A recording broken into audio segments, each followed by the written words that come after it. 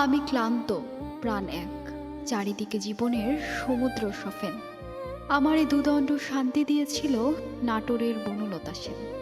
একটি কবিতা, অথচ পর্দায় দেখা যাবে ৬ জন বনলতা।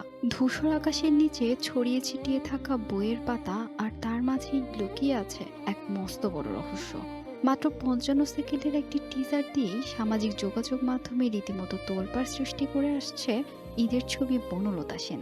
গায়ক ও নির্মাতা মাসুদ হাসান উজ্জ্বলের পরিচালনায় এই ১৮ লাইনের কালোজয়ী কবিতার উপর ভিত্তি করে নির্মিত পূর্ণদৈর্ঘ্য চলচ্চিত্রটি ঘিরে নেটিজেনদের মনে এখন হাজারো প্রশ্ন।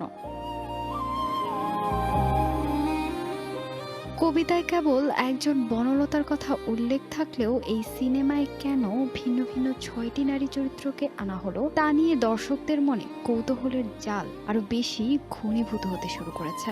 ৬ দশকেরও বেশি সময় পার হওয়ার পরেও যে চরিত্রের কোনো সঠিক বাস্তব সন্ধান মেলেনি, এই ছবির মাধ্যমেই কি তবে সেই দীর্ঘ অপেক্ষার অবসান ঘটবে, নাকি পর্দার আড়ালে লুকিয়ে আছে অন্য কোনো রোমাঞ্চ?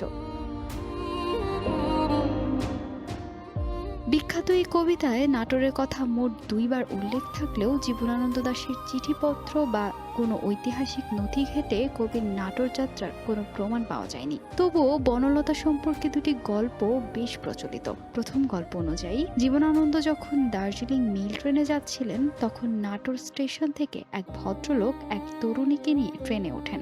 সেই ট্রেনেই কবির সাথে আলাপ হয় বনলতা সেন নামের সেই মেয়ের। দ্বিতীয় গল্প মতে, কবি নাটোরের সাহিত্যমোদী তারাপ্রসাদ শুকুলের ম্যানেজার ভুবন সেনের বাড়িতে দুপুরের খাবারের নিমন্ত্রণ পেয়েছিলেন।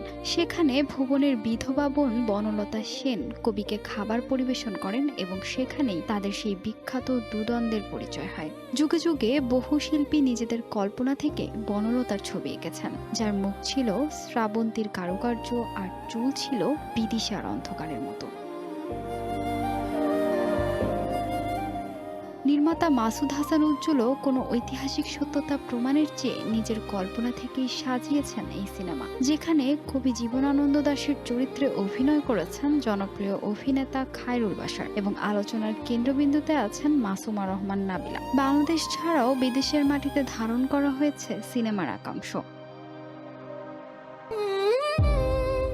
বনলতা সেন, জীবনানন্দ দাশ আর রহস্য ঘেরা এই জীবন এবার ঈদে কোন সমাধানের দিকে নিয়ে যায়, এখন সেটাই দেখার অপেক্ষা। ফাহিমা সুরভি, নিউজ ডেস্ক, গ্লোবাল টেলিভিশন।